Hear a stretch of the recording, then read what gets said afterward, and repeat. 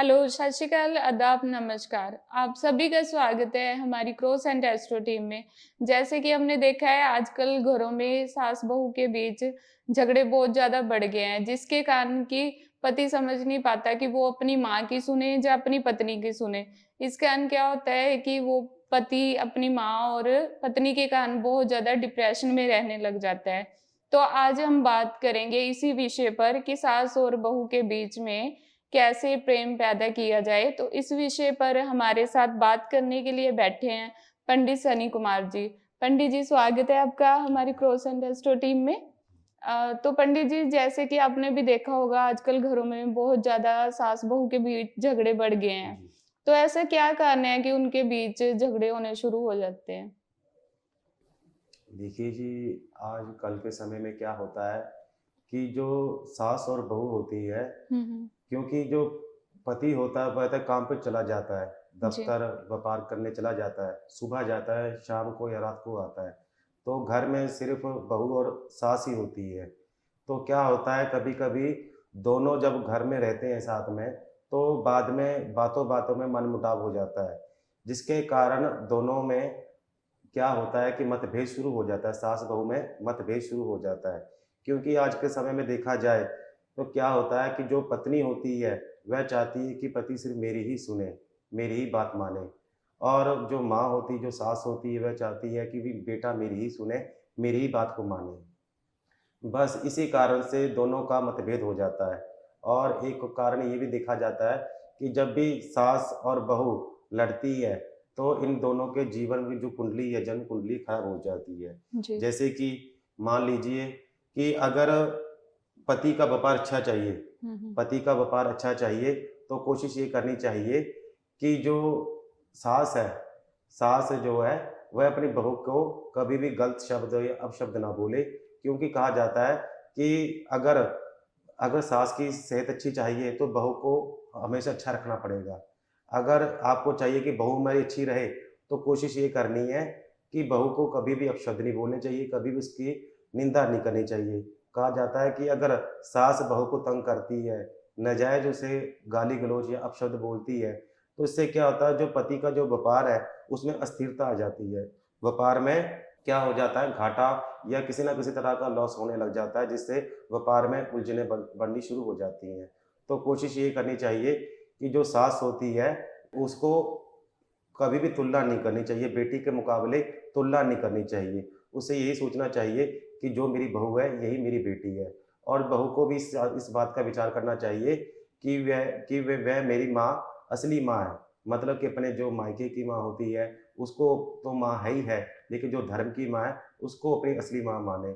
जब हम तुलना करते हैं एक-दूसरे से, तभी क्या होता है कि वाद-विवाद शुरू हो जाता है, मतभेद शुरू हो जाता है, जिसके कारण घर में क्लेश आदि शुरू हो जाते हैं। बस ये कारण होते हैं जिसके कारण मनमुटाव सास-बहू में शुरू हो जाता है।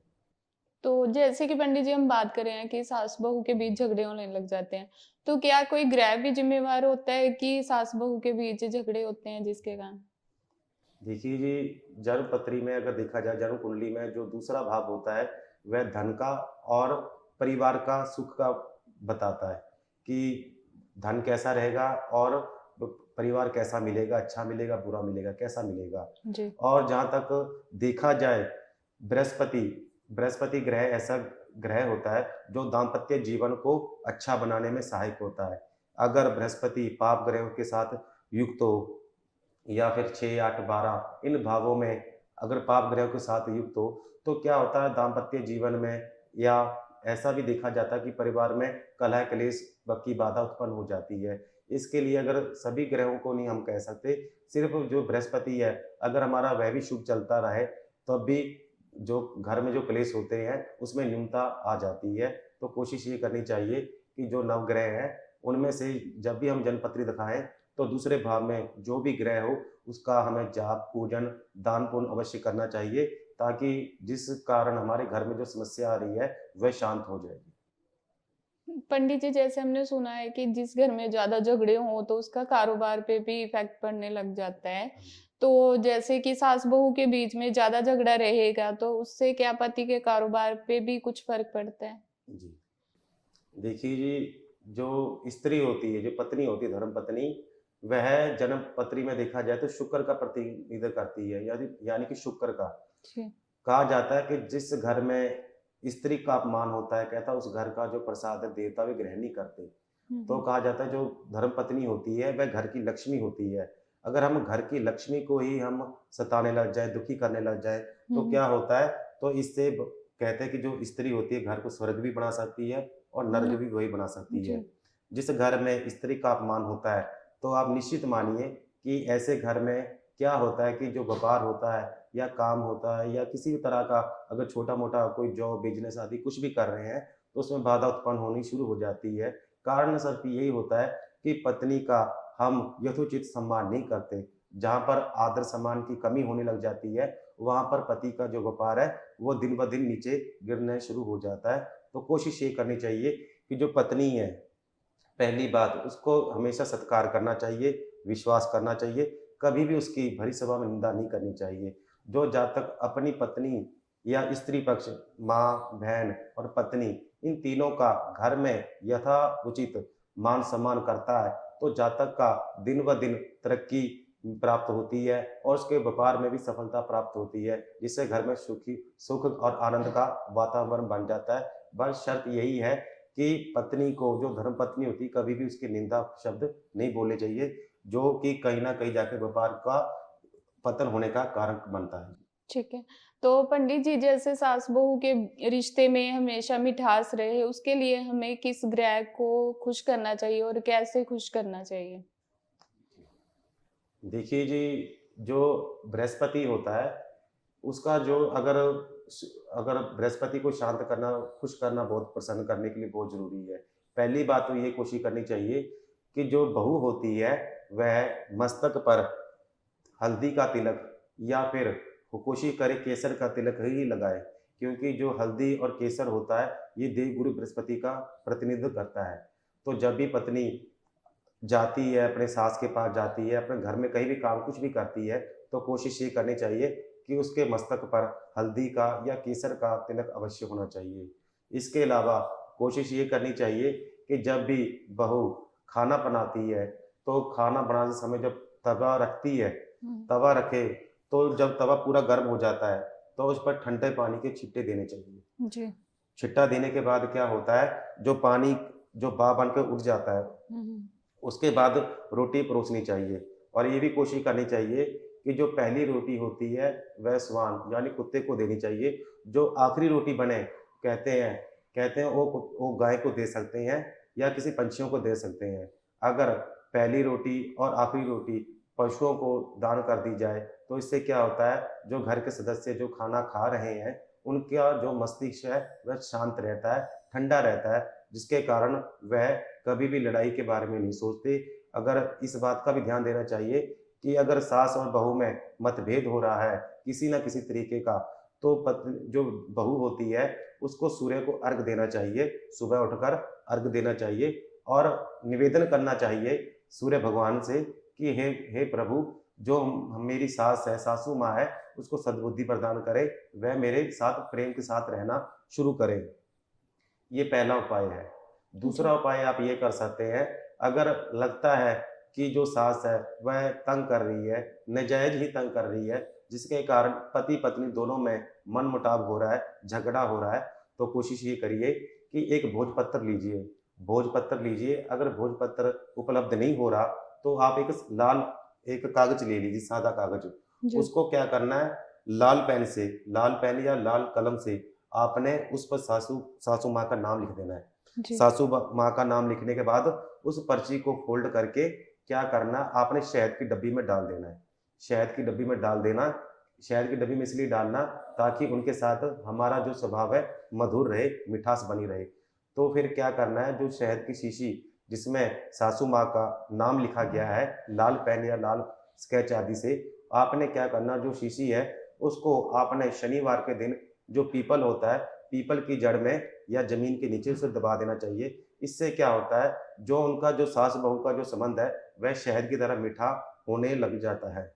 जिस घर में अगर आपको लगता है कि बहू के कारण घर में क्लेश हो रहा है या जो पति है वह अपनी माँ की बात नहीं मानता, तो सासू माँ को एक उपाय करना चाहिए। जिससे कि जो उनकी बहू है वह सही रास्ते पर आ जाए और उनकी इज़्ज़त करना शुरू कर दे।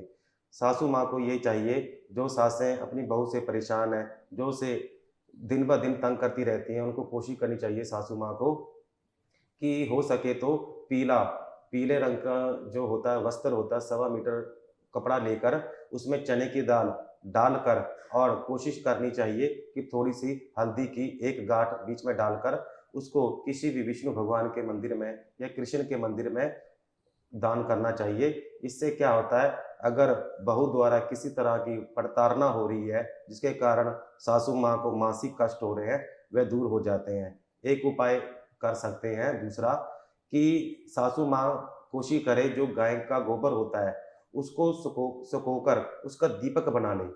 दीपक बना ले गाय के गोबर का। दीपक बनाने के बाद उसमें मीठा तेल यानी कि तिलों का तेल डाल के और थोड़ा-सा गुड़ की एक डली बीच में डालकर अगर उसे घर में कोशिश करें कि घर के द्वार द्वार पर अगर उसको प्रज्वलित किया जाए शाम शाम के समय, तो इससे क्या होता है, घर में अगर सास-बहू में किसी तरह का मनमुटाव है, तो वह धीरे-धीरे सुलह होने लग जाती है, जिससे उन दोनों में प्रेम बढ़ना शुरू हो जाता है। पंडित जी, क्या घर के वास्तु दोष भी जिम्मेवार होते हैं कि सास बहू के बीच झगड़े होने लग जाते हैं? तो ऐसे कौन से वास्तु दोष हैं जिनसे कि घर में झगड़े होने लग जाते हैं? देखिए जी, जब नई बहू आती है, नवी-नवी शादी होती है, तो कोशिश ये करनी चाहिए कि घर में अगर हम नई शादी वाली लड़की जो बहू है, जो आई है, उसको कोशिश करनी चाहिए कि उसका जो घर है या उसका जो कमरा है, वह वायव्य कोण में नहीं होना चाहिए। वायव्य कोण मतलब पश्चिम और उत्तर, ये दोनों के बीच की जो दिशा होती है, उसे वायव्य कोण कहते हैं। यानी कि यानी कि पश्चिम और उत्तर के बीच की जो दिशा, उसे वायव्य कोण। अगर उस दिशा में लड़की का जो बहू है, अगर रहने लग जाए, तो कोशिश मानिए, निश्चित मानिए कि वह घर से दूर रहना पसंद कर रही है और वह अपने पति को भी इस परिवार से दूर ले जाने की कोशिश करती है। ये पहला कारण है, जिसके कारण कोशिश ये करनी चाहिए कि पत्नी को कभी भी जो दाम्पत्य जीवन जी रहे हैं, उनको वायव्य कोण में घर नहीं होना चाहिए या जी। कमरा नहीं होना चाहिए। दूसरा उपाय ये है कि वास्तु दोष के कारण कई बार नकारात्मक दोष उत्पन्न हो जाते हैं। कोशिश ये करनी चाहिए, घर में कभी भी टूटा-फूटा सामान या जैसे कि घड़ी खराब हो जाए, ये रखनी, टूटा हुआ शीशा रखना, फटी हुई चादरें रखनी या घर में देखा होगा आपने कई बार कि घर में चिड़ियाँ निकलने लग लग जाती हैं या घर के जाले लग जाते हैं और घर में द दीवारों पे दरारें आने लग जाती हैं। तो कोशिश ये करनी चाहिए कि सास-बहू में अनबन ना हो, दोनों में प्रेम रहे। तो कोशिश ये करिए जो सेंधा नमक होता है यानी काला नमक, चुटकी भर बाल्टी में डालकर उससे पोंछा लगाने से क्या होता है, जो घर का नकारात्मक दोष है, वह शांत होना शुरू हो जाता है। तीसरा उपाय आप ये कर सकते हैं कि प्रतिदिन जो तुलसी का जो पौधा होता है, उसके सामने आपने देसी घी का जोत बाँधकर प्रार्थना करनी चाहिए कि घर में सुख समृद्धि का वास रहे। चौथा उपाय ये करना चाहिए कि पति-पत्नी अगर दोनों में अनबन हो रही है या क्या होता है कई बार कि जो पति होता है वह दुविधा में पड़ जाता है कि मैं अपनी पत्नी की सुनूँ या अपनी माँ की सुनूँ। तो जिसके कारण वह बहुत अस्थिर हो जाता है, जिसके कारण उसको मानसिक तनाव होने लग जाता है। पति को ये करना चाहिए कि शनिवार के समय वह मीठा जल, हो सके तो एक लोटे में जल डालकर उसमें शक्कर डालकर उसको सायंकाल यानी कि सुबह-सुबह क्या करना चाहिए, उसे पीपल जड़ में डालना चाहिए। इससे क्या होता है, परिवार में जो अनबन होती है वह दूर हो जाती है और कोशिश ये करनी चाहिए कि घर में अगर किसी तरह का वास्तु दोष है, तो घर का जो मुख्य द्वार होता है, वहाँ पर आपने हल्दी से स्वस्तिक का निशान बनाकर उस पर थोड़ा-सा गुड़ चना प्रसाद के तौर पर लगाकर और उसी गुड़ चने को आपने गौ माता को डालना चाहिए और इस बात का प्रयत्न करना चाहिए कि घर में किसी प्रकार की कोई गंदगी ना हो, क्योंकि गंदगी दुर्गंध जहाँ होती है वहाँ पर नकारात्मक दोष जो होते हैं वह स्वतः उत्पन्न हो जाते हैं और इस बात का ध्यान देना चाहिए कि घर में अगर कोई भी टूटा-फूटा सामान है उसको बाहर कर देना चाहिए और घर की जो छत होती है, मेन छत होती है, उसमें किसी प्रकार की गंदगी नहीं होनी चाहिए। कई बार क्या होता है, अगर छत पर गंदगी रहती है, कूड़ा करकट या कबाड़ रखते हैं, तो इससे क्या होता है, जो ग्रह होते हैं हमारे, वह खराब फल देना शुरू कर देते हैं। अगर हम इन बातों का ध्यान रखें, तो क्या होता है कि दाम्पत्य जीवन में पारिवारिक कलेश से हम बच सकते हैं। माँ और पत्नी के बीच झगड़ों से परेशान व्यक्ति को कौन से उपाय करने चाहिए जिससे कि माँ और पत्नी में झगड़े ना हो? माँ और पत्नी अगर दोनों में मतभेद होता है, तो जो पति होता है उसको बहुत दिक्कत होती है कि मैं किसको सँभालूँ, क्योंकि जो पति होता है उसको पत्नी भी प्यारी होती है और माँ भी प्यारी होती है। तो जी। कोशिश ये करनी चाहिए कि दोनों की सुने, लेकिन करे अपने मन की। और इस बात का ध्यान देना चाहिए, जो पति होता है, अगर उसे लगता है कि मेरी पत्नी और मेरी माता के बीच में मनमुटाव है, किसी प्रकार की कोई बाधा है, दिक्कत है, जिसके कारण उनका क्लेश है, तो पति को कोशिश ये करनी चाहिए कि घर पर हो सके तो जब पूर्णमासी का समय होता है, पूर्णमासी के समय भगवान सत्यनारायण जी की कथा करने से घर में अगर किसी तरह का नकारात्मक दोष होता है, घर में कलह-कलेश होता है, वह शांत होता है। दूसरा उपाय आप ये कर सकते हैं कि जो पति होता है, पति को कोशिश करनी चाहिए कि बरगद का जो पेड़ होता है, वहाँ पर अगर गंगा जल से मिश्रित जो जल होता है, उसमें थोड़े तिल डालकर अगर वह बरगद के पेड़ में डाला जाए, तो जो क्या होता है कि घर परिवार में जो मनमुटाव, कलह-कलेश होता है, वह शांत होता है। तीसरा उपाय ये है कि पति को ये चाहिए कि घर में एक बार गंगा जल से पूरे घर में गंगा जल के छींटे देने चाहिए, क्योंकि जो गंगा जल होता है, जहाँ-जहाँ भी इसका स्पर्श होता है, वहाँ पर से नकारात्मक दोष शांत हो जाता है, यानी घर शुद्ध होने लग जाता है। पति को ये भी चाहिए कि अगर पति-पत्नी दोनों में या सास-बहू में किसी तरह का कोई भी अनबन हो, तो उनको कोशिश करनी चाहिए कि शुक्रवार के समय वयोवृद्ध ब्राह्मण जिसके बाल पूरी तरह दूध की तरह सफ़ेद हो, उसको फल दक्षिणा देनी चाहिए और उसका आशीर्वाद लेना चाहिए। इससे घर परिवार में सुख शांति का वातावरण बनता है। और इस बात का प्रयत्न करना चाहिए कि जो जातक है, वह मंगलवार के दिन, कहा जाता है कि मंगलवार के दिन हो सके तो श्रद्धानुसार या समर्थानुसार गुड़ और चने अगर बंदरों को बाँटना चाहिए। और सुंदरकांड का पाठ महीने में अगर घर में एक बार भी सुंदरकांड का पाठ होता है, तो घर में निश्चित मानिए कि घर में किसी तरह का नकारात्मक दोष नहीं रहता, घर में किसी प्रकार का कोई कलह से नहीं होता, और व्यापार में और स्वास्थ्य में भी वह अच्छा सफलता प्राप्त करने में सहायक होता है। और इस बात का ध्यान देना चाहिए कि जिन घरों में कलह-कलेश होता है, मनमुटाव होता है, सास-बहू में या पति में मतभेद शुरू हो जाता है, तो उनको कोशिश ये करनी चाहिए कि एक बार सभी मिलकर हो सके तो किसी तीर्थ यात्रा पर जाना चाहिए और वहाँ पर स्नान करके कथा, दान पुण्य ज़रूर करना चाहिए। और अपने हिस्से का, यानी कि जो अपनी कमाई है, अगर उस कमाई में से 10वाँ हिस्सा किसी गौशाला में या किसी तीर्थ यात्रा में या अपने कुल की देवी के नाम से अगर हम 10वाँ हिस्सा निकालते हैं, इससे भी क्या होता है कि हमारे घर में जो कलह और क्लेश का जो वातावरण होता है, वह शांत होना शुरू हो जाता है। इस बात का हमेशा ध्यान देना चाहिए कि घर में किसी प्रकार के कि जैसे कि हिंसक जानवर की फ़ोटो, चित्र या उग्र देवता की फ़ोटो घर में नहीं होनी चाहिए। हुँ। और जिस घर में जैसे कि मान लीजिए जो टूटी होती है, जो नल होता है और उसका पानी टप-टप करके बार-बार निकल रहा होता है, इससे भी क्या होता है कि कई बार जो पैसा होता है, वह खिसकना शुरू हो जाता है, यानी कि हाथ हाथ में रेत की तरह वह निकलना शुरू हो जाता है। तो कोशिश ये करनी चाहिए कि अगर हम इन छोटे-छोटे बातों का अगर हम ध्यान दें, तो हमारे घर में किसी प्रकार का कोई भी कलह-कलेश नहीं होता, सभी प्रेम से सदस्य रहने लग जाते हैं और सुख समृद्धि का वास वहाँ पर अपने आप शुरू हो जाता है। पंडित जी, ऐसे कौन से ज्योतिष उपाय हैं जिससे कि सास और बहू के बीच रिश्ते में हमेशा मिठास बनी रहे? पहले तो इस बात का ध्यान देना चाहिए कि जन्मपत्री में अगर हमारे दूसरे भाव में या फिर हमारे नवम भाव में किसी प्रकार का जो भी ग्रह होता है, उसके अनुसार हमें पहले दान पुण्य करना चाहिए, जाप करना चाहिए। जी। इसके अलावा ज्योतिष की बात मानी जाए तो कहा जाता है कि वीरवार के दिन, यानी कि गुरुवार के दिन, जो जातक सास या बहू या घर का कोई भी सदस्य कोशिश करें कि वीरवार के दिन थोड़ा सा हल्दी वाला जो पानी होता है जी।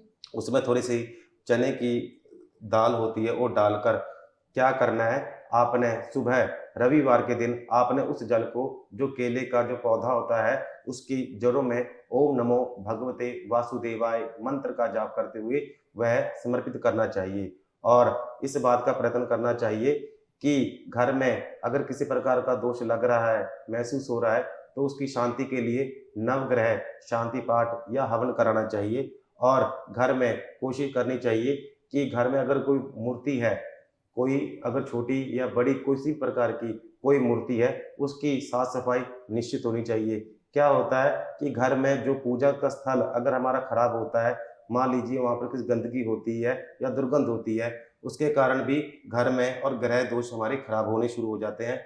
घर में जैसे कि रसोई होगी और मंदिर हो गया, इन दोनों स्थानों को हमेशा साफ-सुथरा, पवित्र रखना चाहिए। जिस घर में क्या होता है कि जहाँ पर चप्पलें लेके चले जाते हैं हम, जहाँ पर भोजन बन रहा होता है, यानी कि रसोई, रसोई को हम अन्नपूर्णा माता का मंदिर ही कहते हैं एक प्रकार का, क्योंकि वहाँ पर अन्नपूर्णा माता की कृपा होती है, जो हमारा भरण-पोषण करती है।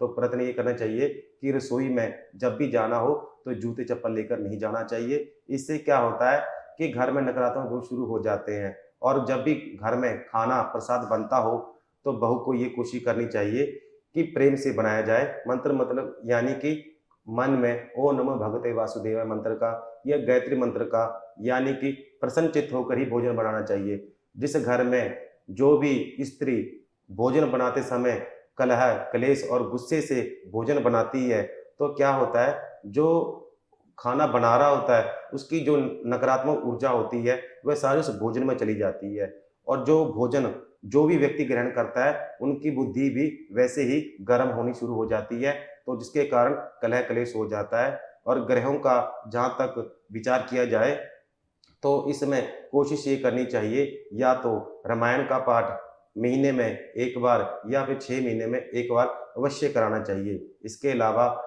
हनुमान जी का जो पाठ होता है, संकट मोचन चालीसा का पाठ अगर मंगलवार को किया जाए, कोशिश की जाए, अगर हम 8 हनुमान चालीसा का पाठ मंगलवार के मंगलवार करते हैं, तो इससे क्या होता है, जो नवग्रह हमारे वे शांत होना शुरू हो जाते हैं। पंडित जी, सास और बहू के रिश्ते में मिठास बनी रहे, उसके बारे में आपने हमें जानकारी दी। उसके लिए आपका क्रॉस एंड एस्ट्रो टीम की तरफ से बहुत-बहुत धन्यवाद पंडित जी। जी। मिलते हैं नेक्स्ट वीडियो में।